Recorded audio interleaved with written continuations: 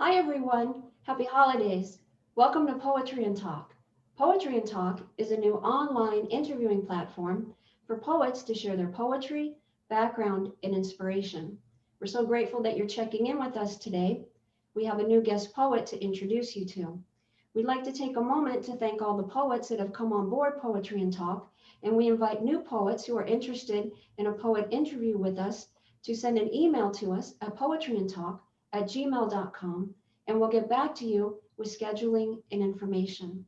We hope you'll stay connected with us on social media, on our YouTube channel, Poetry and Talk, and on our Facebook page as well. Please subscribe, like, and share. We appreciate your support. I'm Leslie Sue, the host for Poetry and Talk. Thank you again for watching, and I'd like to welcome our guest poet, Ed Keates. Welcome, Ed. Thank you. Thanks for having me, Leslie. So if you're all set, if you'd like to give a little brief introduction to a poem and read it and kind of kick off the show, that would be great. Yeah, sure. Yes, I had a really good think about which of my poems to share, but I think this one sort of sums up me the most, in that I'm very much an observer of life, and this is what this poem is all about. So this is called Last Night, um, and yeah, it goes like this. Last night, I met a girl who sleeps on the street. I looked at her bare hands. I looked at her bare feet. I thought about the chill that gets to her, how she must shiver to the bone, how she must be isolated, and how she feels all alone, how she craves attention, and how she craves touch, and how homeless people are actually friendless because nobody misses them that much.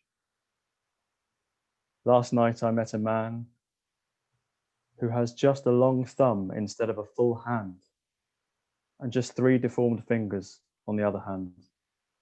Watching him struggle as he counts out his change, people staring at him, finding his genetic anomalies strange, his confidence shot, not so easy for him to interchange, but being the best he can be, accepting there's no chance for alteration, there will be no change. Last night I saw some women walking and staring into their phone, liking those Instagram posts, a strange way of taking credit for something you do not own. Like all these likes will provide you a throne, because this is how the seeds of communication will be sown. But there's no skill in clicking buttons. There's nothing there to hone. It's all so predictable. This is the death of the unknown. Last night, I met myself. I analysed my health. I analysed my wealth. I stared at this skinny body. I couldn't think or feel. It's not too shoddy. Wanting to be more, muscles, less hair. Why can't I look like Thor? And why do I judge myself as something you should deplore? Where is the child in me? For how many years did I ignore? And how do I begin to restore the me I am? Not the me I pretend to be, but the me I always flee. When did appearances become more important than heart? And how have I got this far, leaving behind the reasons from the start? A picture of success, fake aesthetic, and a personality bland. How did I adopt this mentality? And why is this my brand? Last night, I met a man who cries. He comes from far away and he has pain in his eyes. He's fallen so low, he just cannot rise. For he thought of what he did were the actions of the wise. But he remains in pieces as his heart slowly dies. You see, he thought the solution to his problems were putting his family in a boat to escape persecution, which was a knife to the throat. His oppressors would gloat because his method of safe passage just wouldn't float. The only thing left of his life is his dead daughter's coat. If life puts you in a position where humanity is at the lowest condition, where you have to abandon tradition, where you either escape or embrace submission, what do you do?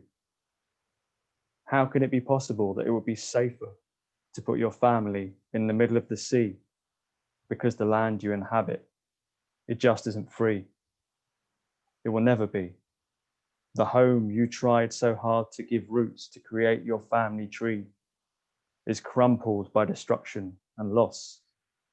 And you now have to refer to family as I and no longer we.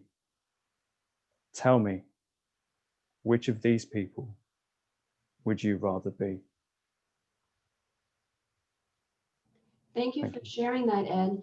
I love the observation and the introspection. Can you elaborate some more on this so we can kind of get into this a little bit more?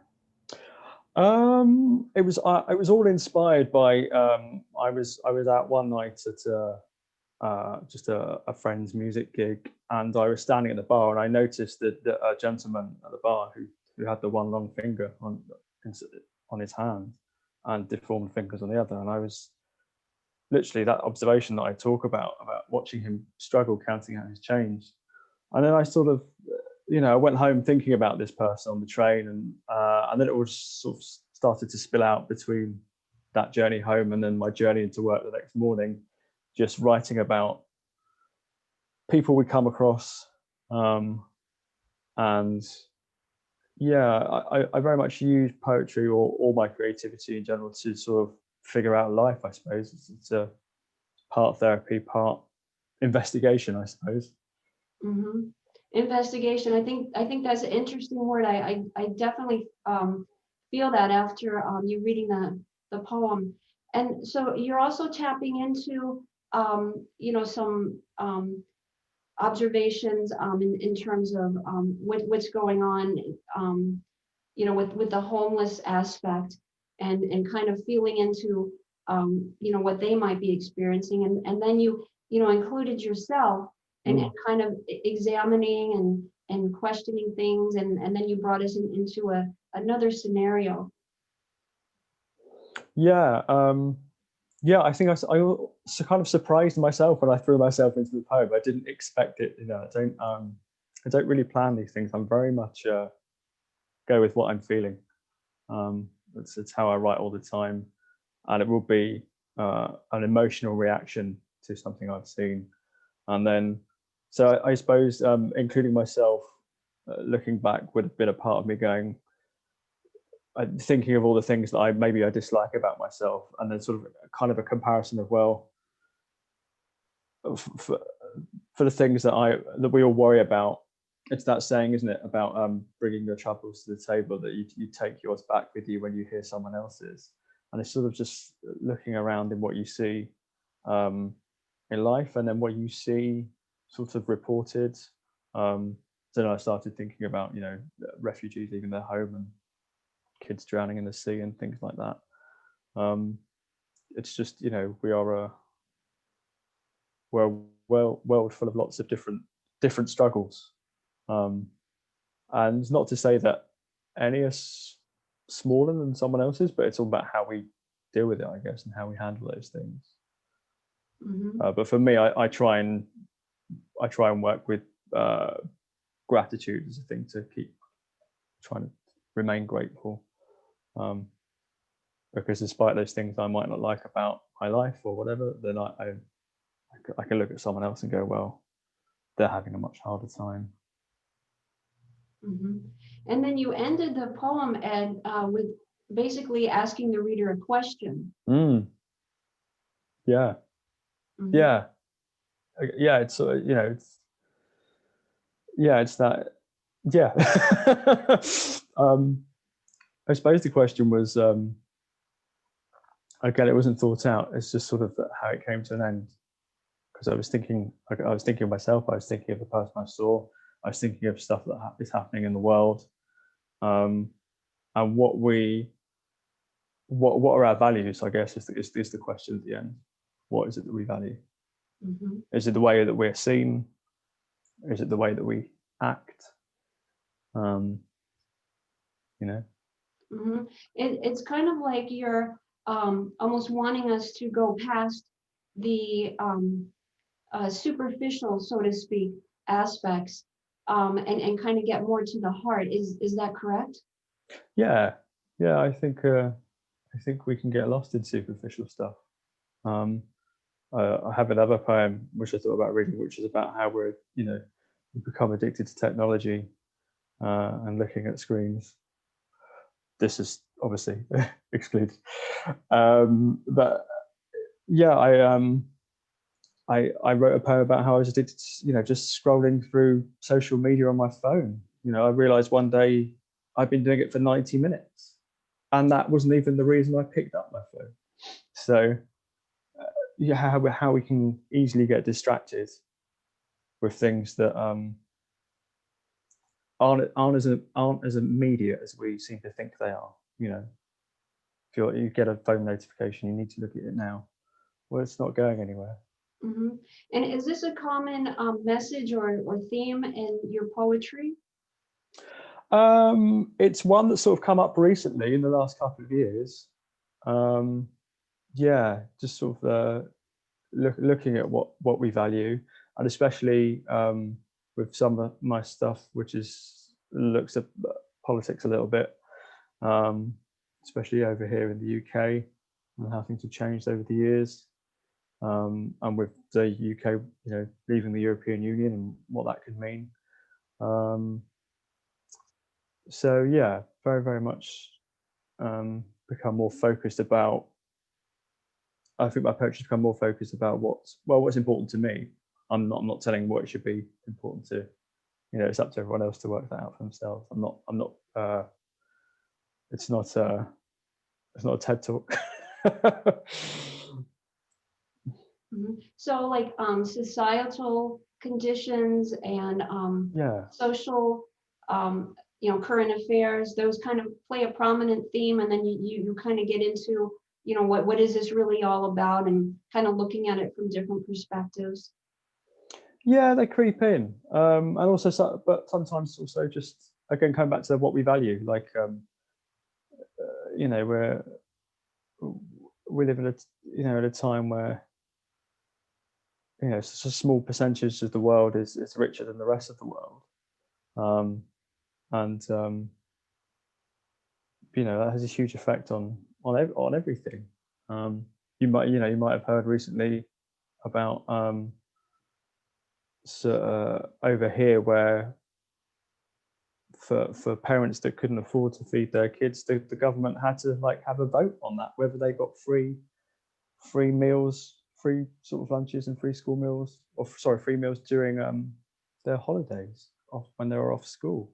Like it's a debate. Like it should be a debate whether if people can't afford to feed their children, that needs to be voted in Parliament. It just seems incredible that a child's health would be something that needs to be debated about, hmm regardless of your stance on what the parents should or shouldn't be doing, how they're spending their money, or their abilities to work or parent. That's something else. But yeah, I always find that a bit strange hmm when human life is debated like it's a commodity.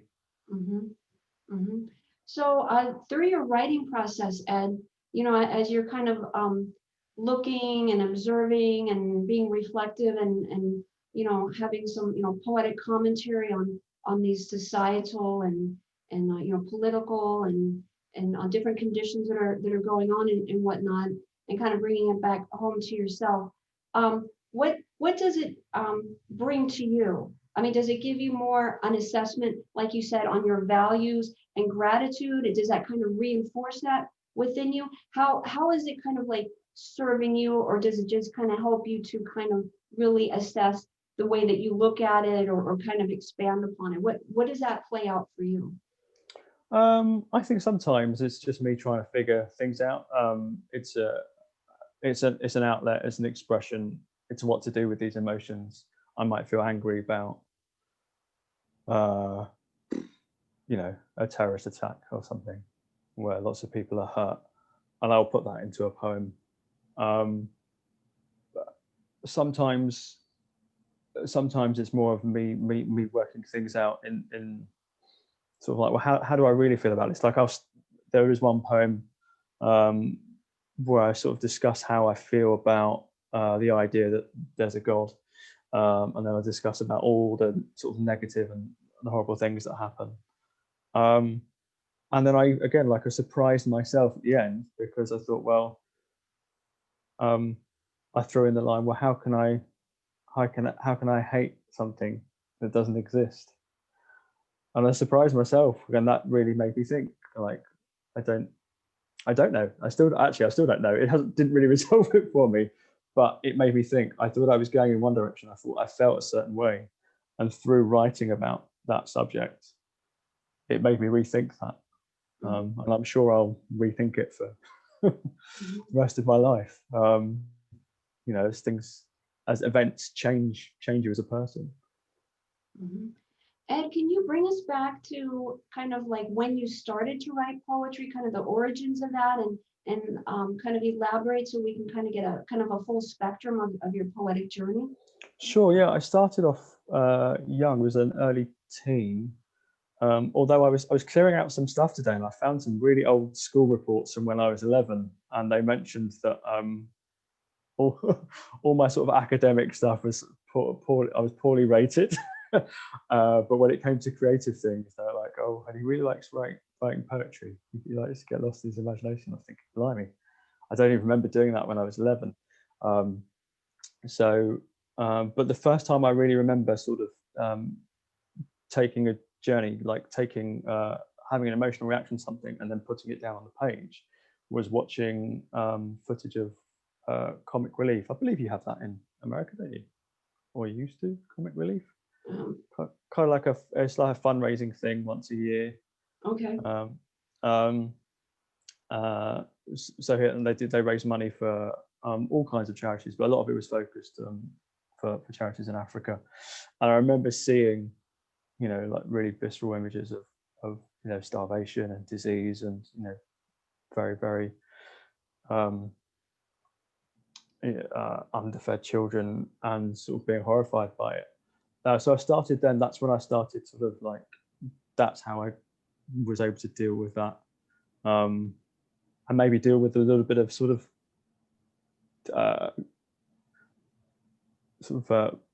guilt from being in a privileged position as well, to not being born in that country, not having to deal with those kind of issues, being in a safe space.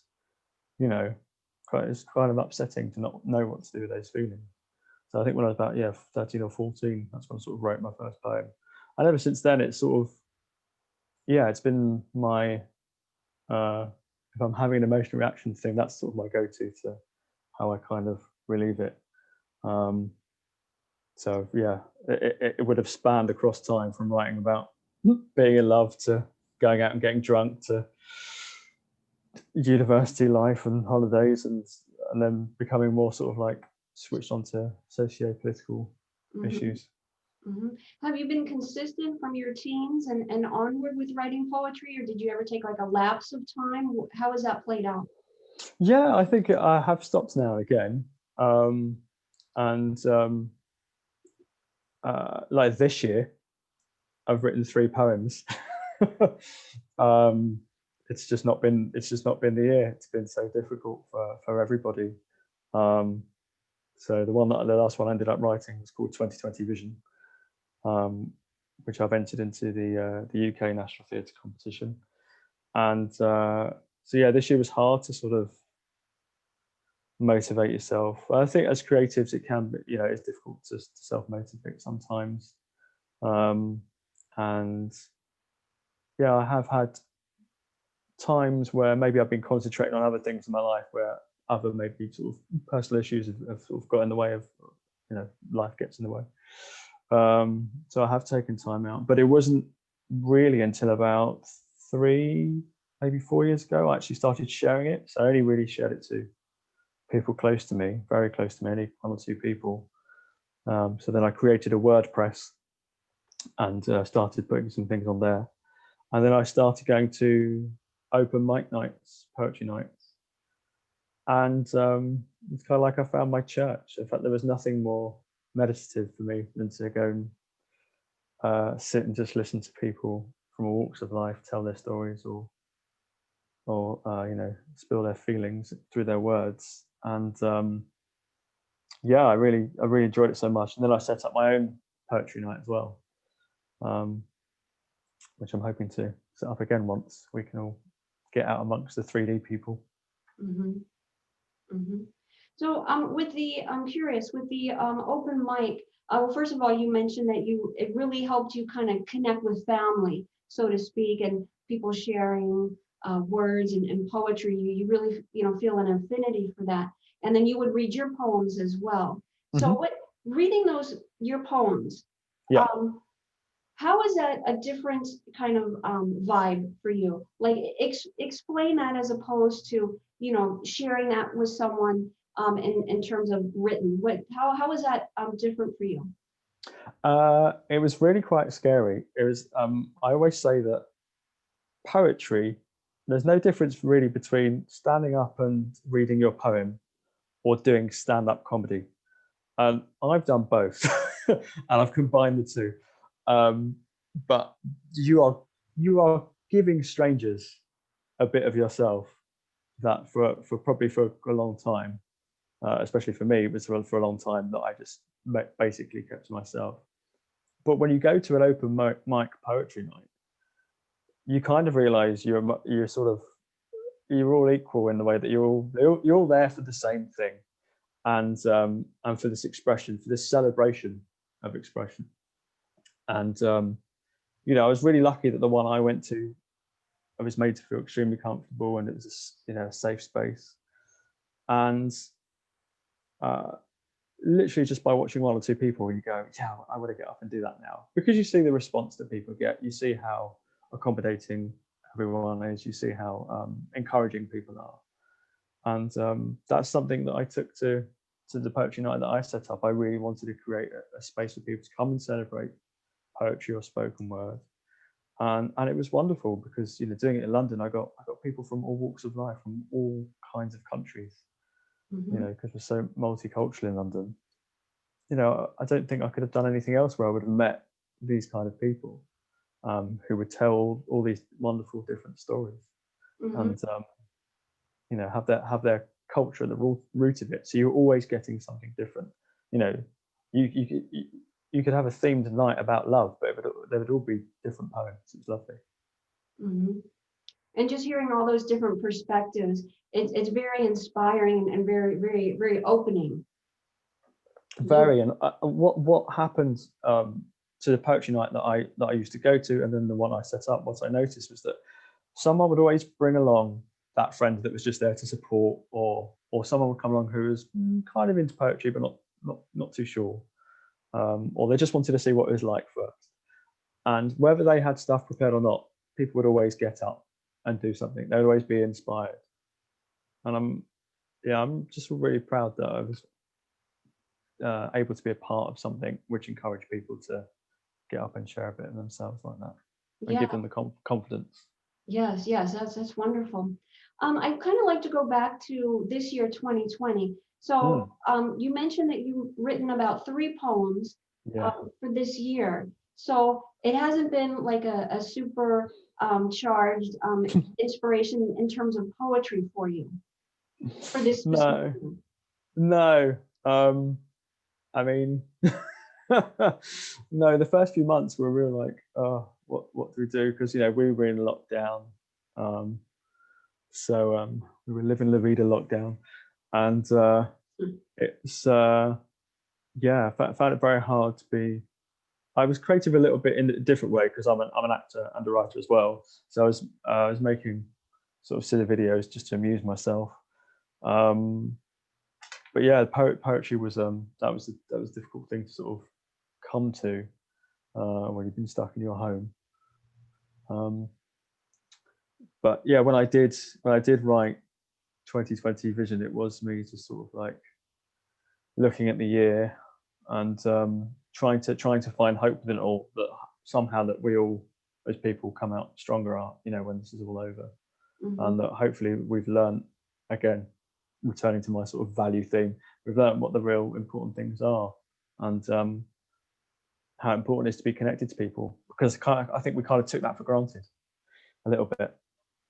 I think now everyone's made such an effort to have family Zooms and parties and things, and yes, it's not the same, but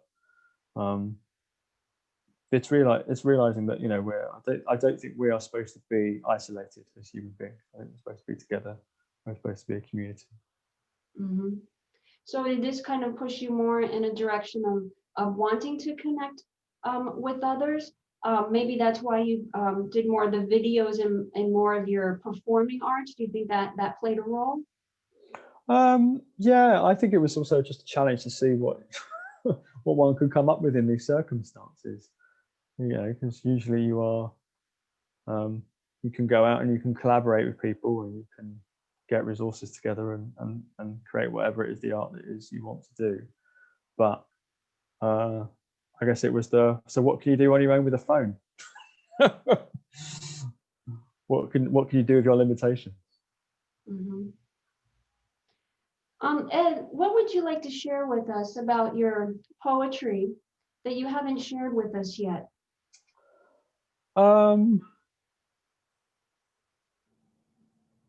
It's a really good question.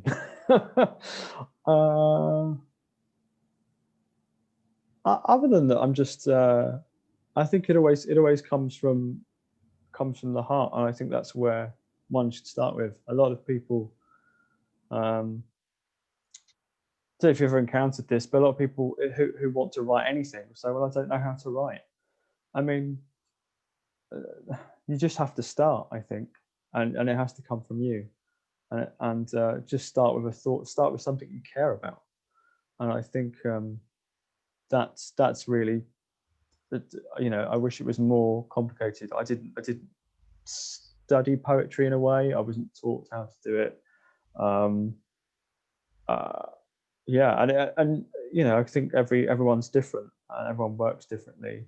But what I would suggest for those that are just starting out or interested in it is just to start with something you care about and that you want to write about.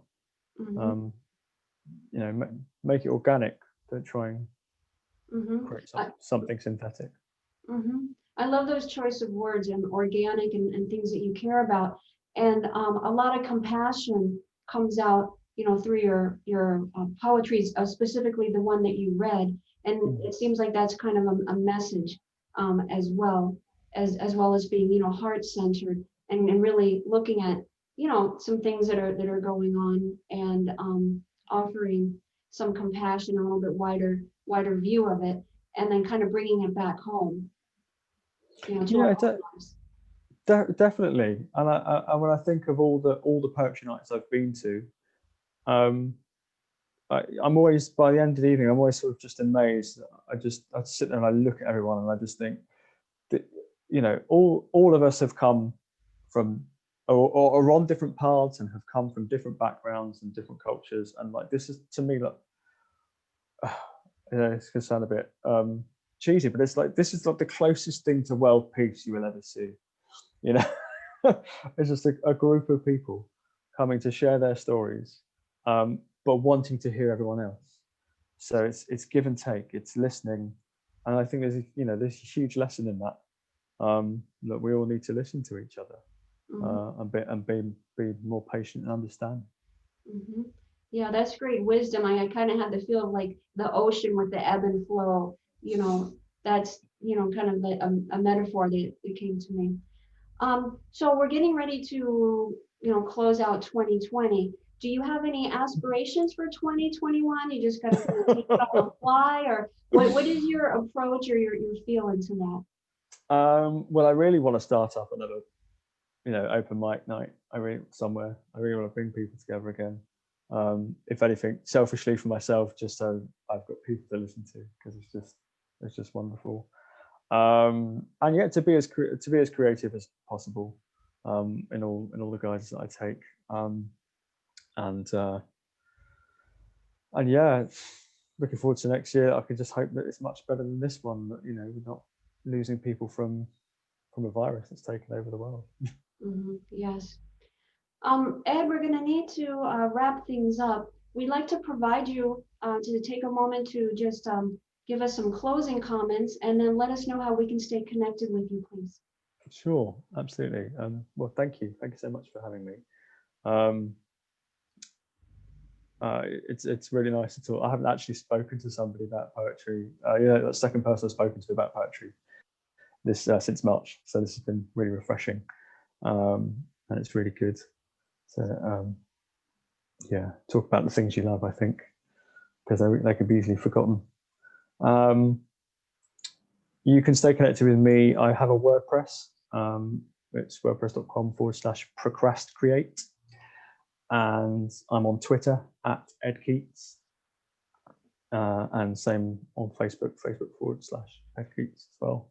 And my open mic page is on there, Cocktails and Rhymes. But yeah, it's been pretty dead this year. But yeah, I hope to start up again somewhere in the new year. Mm-hmm. And I'd like to thank you for being our guest poet today. It was great to connect in with you and find out about you and your poetic journey and your poems. So we appreciate that. Thank you. It's been a pleasure. Thanks so much. Thank Take you. care and have a nice Christmas. Yes, absolutely. Merry Christmas. We'd like to thank everybody for watching Poetry and Talk, and we'll talk soon on the next Poetry and Talk. Until then, be well and be blessed. Thank you again, Ed, and thank you again, everyone, for watching.